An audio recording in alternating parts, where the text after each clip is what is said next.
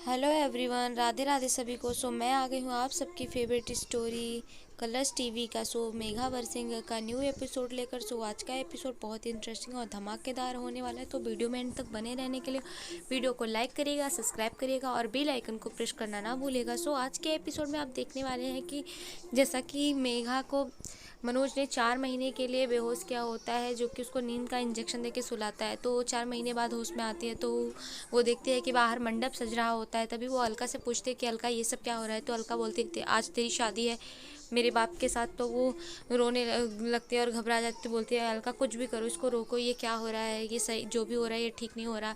अलका बोलती है कि पिछली बार तुझे बचाने के चक्कर में मेरा क्या हाल हुआ था।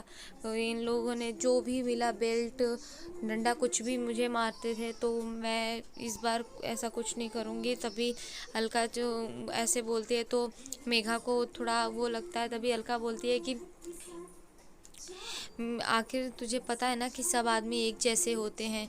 आखिर इन लोगों को सिर्फ औरत ही चाहिए होती है बिस्तर पे। और तभी जो मेघा होती है वो परेशान हो जाती है और वो पूछती है उससे कि मेघा इन 4 महीनों में कुछ तो हुआ होगा ना। तो कुछ तो हुआ होगा। अलका तभी बोलती है कि हाँ, इन 4 महीनों में सूरज निकलता था, सूरज ढलता था दिन, और पूर्णिमा आती थी हर 15 दिन पे। पूर्णिमा और हर पूर्णिमा 15 दिन पे आती थी। तभी मेघा होती है, बोलती है कि मेरे अर्जुन का कुछ तो पता हुआ होगा, किसी ने मुझे ढूंढने की कोशिश किया होगा। तो बोलते हैं इन 4 महीनों में कोई भी यहाँ परिंदा भी पर नहीं मारा कोई, और सारे मर्द तो एक ही जैसे होते हैं ना वो। और तभी वो बोलती है कि नहीं, मेरा अर्जुन ऐसा नहीं है। तो फिर इधर आप देखेंगे कि जो मनोज होता है वो अंगड़ाइयाँ लेते हुए बोल रहा होता है दद्दू से कि तभी दद्दू जो होता है वो बोलता है कि आज मेरी शादी है। तो बोलता है कि दद्दू तो एक नंबर का कमीना है, इस बुढ़ापे में तुझे। बोलता है कि अरे जल्दी से शादी हो और बीवी के बाहों में लिपटू। और ये मेघा मुझे बहुत सुंदर लगती है, वो तो मुझे शुरू से पसंद है, बस मुझे शादी का इंतज़ार है। तभी जो मनोज होता है बोलता है कि हाँ, ध्यान से अभी। तभी वो बोलता है कि अरे तू मेरे घर पे कैसे आएगा, एक्स बीवी समझ के, या फिर कुछ, तुझे तो मैं आने दूंगा। तभी ये लोग बात कर रहे होते हैं। इधर आप देखेंगे दूसरी तरफ की जो अर्जुन होता है वो तैयार हुआ है, अपने आप को तैयार करके, क्योंकि 4 महीने में बहुत कुछ बदल चुका है। तो वो अपने आप को बदल कर किसी भी तरीके से उस गैंग में शामिल होकर के वो उसके पास आने की कोशिश कर रहा है, मेघा के पास। और वो तभी वो सोच रहा होता है कि वो कैसे कैसे अपने लुक को चेंज किया, कैसे उन लोगों के बीच में आने की कोशिश किया है और अपने आप को बदल रहा है।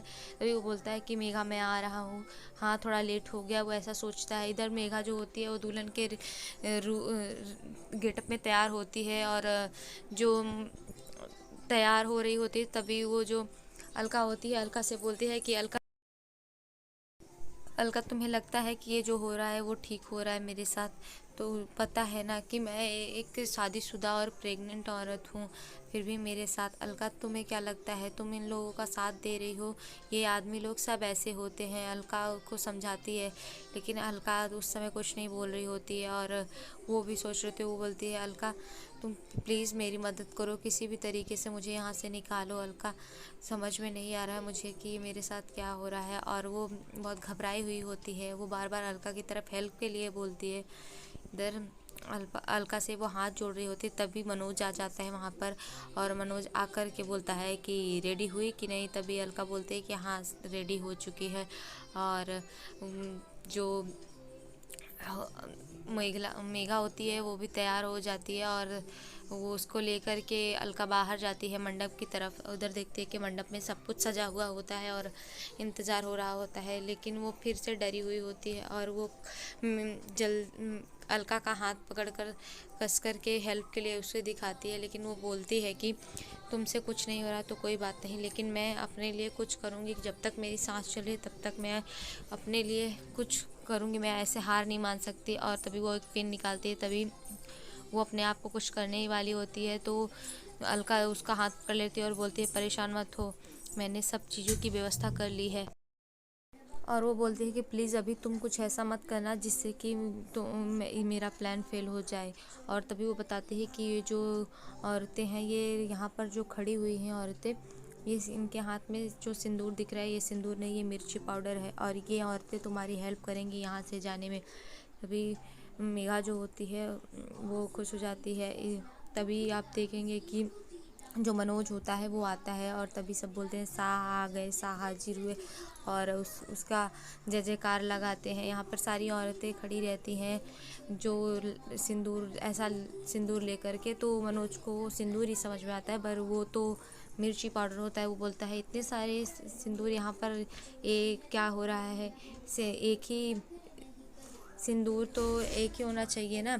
तभी अलका जो होती है बोलती है कि बापू की शादी है और तो वो बताती है कि इससे मेघा की मांग भरेंगे। तो बोलता है कि मेघा की मांग भरेंगे तो क्या पूरे गांव की मांग भरेंगे। तभी बोलती है कि नहीं शाह, आपके पता है आपके और हमारी शादी जब हुई तो चारों तरफ ऐसे ही सब आदमी ने अपनी औरत की मांग भरी थी, तो वो तो आप शाह हैं और वो तो मेरे पिताजी की शादी है। तो उसको ऐसे बातों में उलझाती है।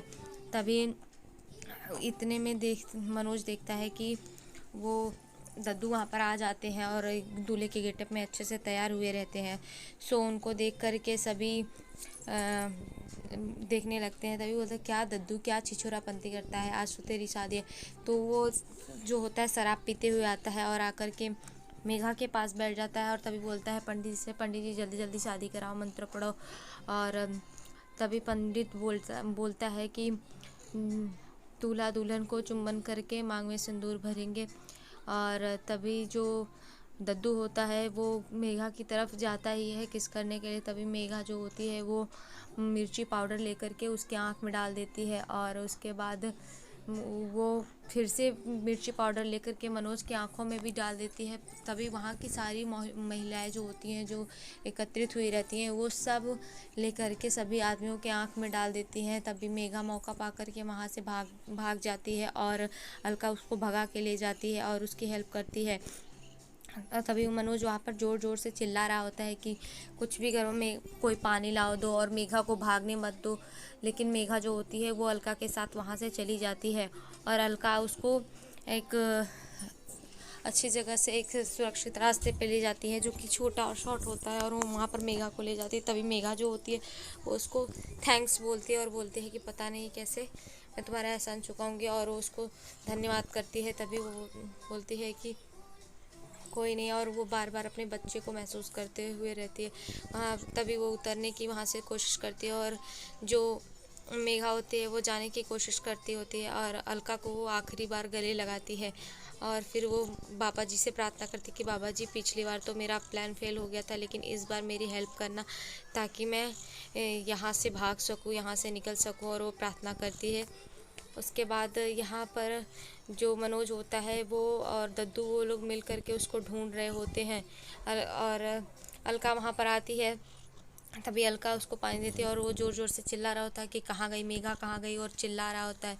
तभी वो वहाँ से कार निकालता है और फिर ढूंढने की कोशिश करने लगता है और वो दूरबीन के सहारे दूर दूर दूर तक देख रहा होता है और वो बोलता है कि मेघा प्रेग्नेंट है तो वो जल्दी ज़्यादा दूर तक जा नहीं सकती है।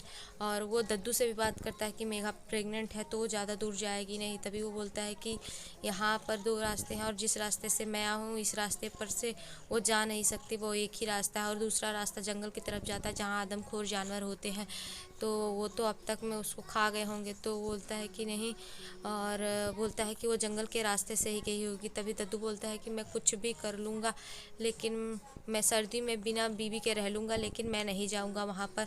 और तभी वो फिर से ढूंढने की कोशिश कर रहे होते हैं। यहाँ मेघा जो होती है वो जाती है जंगलों में जहाँ पर उसको शेर की आवाज़ बहुत ज़ोर ज़ोर से आ रही होती है और वो बहुत डरी सहमी सी हुई होती है, लेकिन फिर भी धीरे धीरे वो कदम बढ़ाकर निकलने की कोशिश कर रही थी। इधर मनोज और दद्दू उसको ढूंढ रहे होते हैं।